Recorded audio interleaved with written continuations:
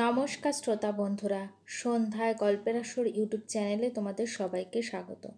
দেবযানীর কলমে আজকের গল্প অপরাজিতা তুমি। বিয়ের 1 বছরের মাথায় ফুটফুটে এক কন্যা সন্তানের জন্ম দেয় অপরাজিতা। মনে মনে অপরাজিতা মেয়েই চেয়েছিল। মেয়ে হলে খুব সুন্দর করে সাজাতে পারবে, চুলে বিনুনি বেঁধে হরেক রকমের ক্লিপ লাগাতে পারবে, পরীদের মতো রং বেরঙের জামা পরিয়ে বেড়াতে নিয়ে যেতে পারবে। আর সবচেয়ে বড় কথা, একটা সময়ে মা এবং মেয়ের মধ্যে একটা সুন্দর বন্ধুত্ব তৈরি হয়। মা হয়ে ওঠে মেয়ের সবচেয়ে কাছের বন্ধু। মেয়ে তার মনের সব কথা অনায়াসে বলতে পারে শুধুমাত্র মাকে। অবশেষে রিয়া জন্মানোর পর অপরাজিতার মনের ইচ্ছে পূরণ হলো। এবার মেয়ের সবচেয়ে কাছের একজন হয়ে ওঠার পালা। কিন্তু তার আগেই এক ভয়ঙ্কর বিপর্যয় নেমে এলো অপরাজিতার জীবনে। স্বামী অপরেশ এক গাড়ি দুর্ঘটনায় চলে গেল চিরদিনের মতো। চারিপাশ থেকে যেন অন্ধকারে সে ঘিরে ধরল অপরাজিতাকে। কি হবে এখন? একা হাতে কি করে সামলাবে সব কিছু? এত বড় ব্যবসা কেই বা দেখবে? স্বামী চলে যাওয়ার কষ্টে চোখের জল শুকানোর আগেই আত্মীয় স্বজনদের মুখে শুনতে হলো, এই একরত্তি মেয়েকে বড় করে তোলা খুব কঠিন। পুরুষ মানুষ না থাকলে থোড়াই এসব হয়। তাও যদি ছেলে হতো ঠিক আছে, মেয়ে মানুষ করা যে কি কঠিন কাজ। চোখের জল মুছে ফেলে 2 মাসের একরত্তির দিকে তাকালো অপরাজিতা। মনে মনে সংকল্প করলো মেয়েকে মানুষের মতো মানুষ করে আত্মীয় স্বজনদের মুখ বন্ধ করে দেবে। কিন্তু দুনিয়াটা যে বড় খারাপ, তাই মানুষের মতো মানুষ হতে গেলে প্রয়োজন কঠোর অনুশাসন। অপরাজিতা আর মেয়ের বন্ধু হয়ে ওঠা হলো না। রাত দিন ব্যবসার কাজ সামলানোর সাথে সাথে মেয়েকে কড়া নজরদারিতে বড় করে তুলতে লাগলো। মালতী মাসির কাছেই রিয়া সর্বক্ষণ থাকত, কিন্তু তা হলেও কাজের ফাঁকে ফাঁকে ফোন করে মেয়ের খবর নিত অপরাজিতা। বাড়ি ফিরে সবার আগে মেয়ের ঘরেই ঢুকত। বন্ধুদের সাথে বাইরে ঘোরা, ঘরে বন্ধুদের ডেকে আড্ডা, এসব বারণ ছিল রিয়াও মাকে ছোট থেকেই ভয় পেত। মাঝে মধ্যে অপরাজিতা যখন মেয়েকে কাছে নিয়ে মাথায় হাত বুলিয়ে দিত, তখন ভয়ে কাঠ হয়ে থাকত রিয়া। মাকে কখনো প্রাণ খুলে হাসতে দেখেনি, যে কখনো মায়ের সাথে আড্ডাই হয়নি। মায়ের চোখ শুধুমাত্র বারণটাই দেখেছে রিয়া, কিন্তু কখনো মায়ের অবাধ্য হয়নি। মা যা বলেছে ইচ্ছে না করলেও মন দিয়ে শুনেছে। কলেজ শেষ করার পর ভালো ডাক্তার পাত্র দেখে রিয়ার বিয়ে দিয়েছিল অপরাজিতা। সবাইকে চোখে আঙ্গুল দিয়ে দেখিয়ে দিয়েছিল বাবা না থাকলেও সন্তান মানুষ করা যায়। নিজের জীবন নতুন করে শুরু করার কথা কখনো মাথায় আসেনি। রিয়ার বিয়ে হয়ে গেছে, তাও প্রায় 1 বছর হতে চলল। এখন অপরাজিতার অঢেল সময়। বাড়িতে থেকেই ব্যবসার কাজ ছেড়ে বাকি সময়টা কাটায় অপরেশের সাথে। অপরেশের ছবিটার সামনে দাঁড়িয়ে বলে, এতগুলো বছর কর্তব্য পালনে এতটাই ব্যস্ত ছিলাম যে তোমাকেও ভুলতে বসেছিলাম। তোমার রিয়া এখন পুরোদস্তুর গৃহিণী, বুঝলে? কতবার ফোন করে আসতে বলি, তার নাকি সময়ই হয় না। তোমাকে আজও খুব মিস করি জানো। এই জন্যই হয়তো শত প্রলোভনকেও ঠেলে সরিয়ে আজও একাই আছি। সেদিন ছিল রবিবার, কাজের চাপও কম ছিল।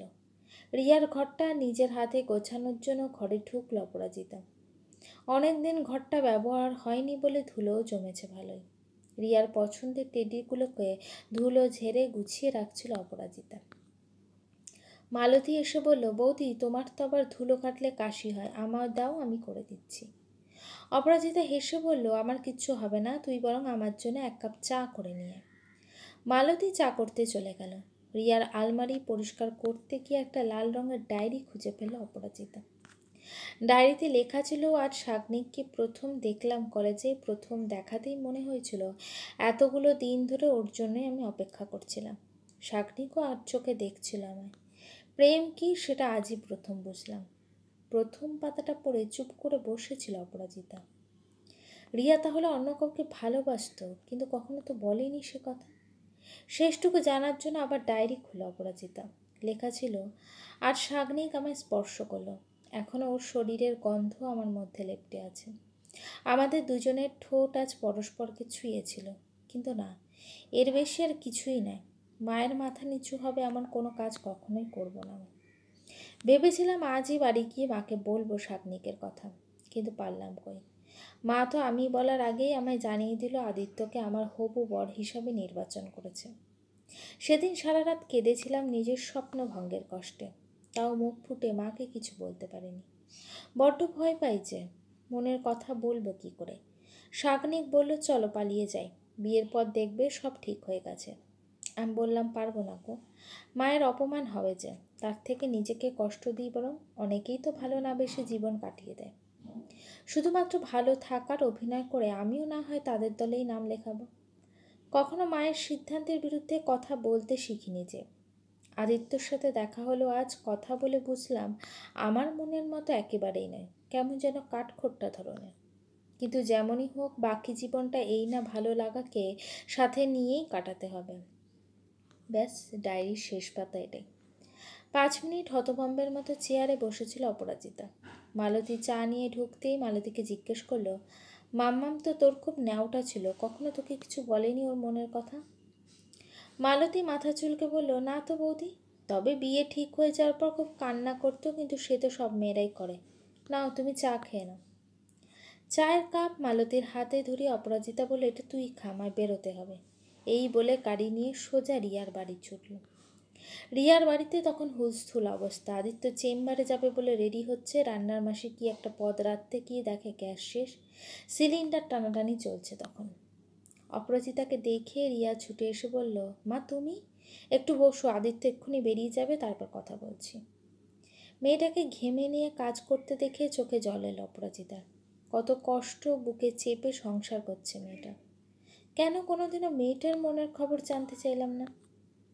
আদিত্য বেরিয়ে যেতেই রিয়া অপরাজিতার কাছে এসে বলল, বলো মা, চা খাবে না কফি?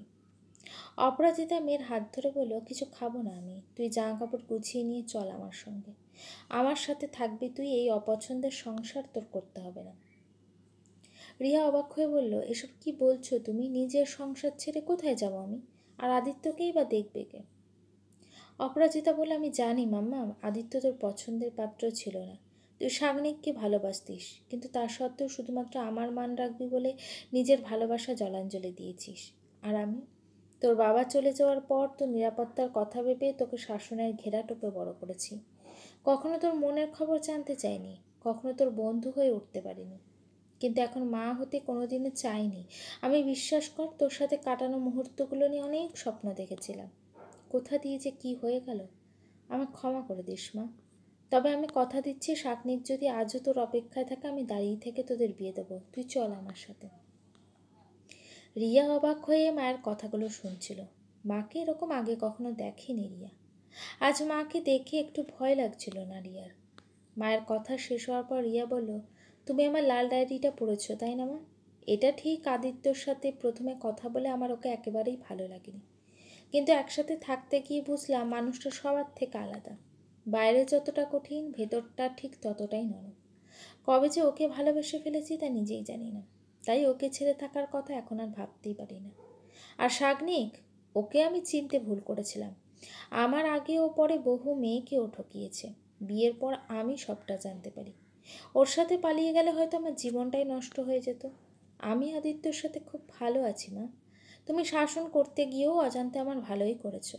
কে বলেছে তুমি আমার মনের খবর রাখো না? তা না হলে আজ এইভাবে ছুটে আসতে আমার কাছে? মেয়েকে জড়িয়ে ধরে অপরাজিতা বলল, তুই ভালো আছিস তো মাম্মাম? সত্যি ভালো আছিস? আরে হ্যাঁ রে বাবা, সারা জীবন তো শুধুমাত্র আমায় নিয়েই ভেবিয়ে গেলে। নতুন করে নিজের জীবনটা কেন গুছিয়ে নিলে না মা? চুপ কর পাকা বুড়ি, তোর বাবাকে ছাড়া আর কাউকে নিয়ে ভাবিনি রে সোনা। তোকে একটা সুস্থ শৈশব দিতে হবে, শুধুমাত্র এটাই মাথায় ছিল। আদিত্য আমায় বলে, জানো, অনেক তো সংসার করলে, এবার নিজের জন্য কিছু করো। তোমার মাই তো তোমার ইন্সপিরেশন, ওনার মধ্যে এত প্রাণ শক্তি দেখে সত্যিই অবাক লাগে।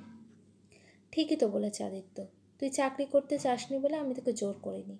কিন্তু তোর যদি মনে হয় নতুন করে সব কিছু শুরু করবি, তোর মাকে সবার আগে তোর পাশে পাবি।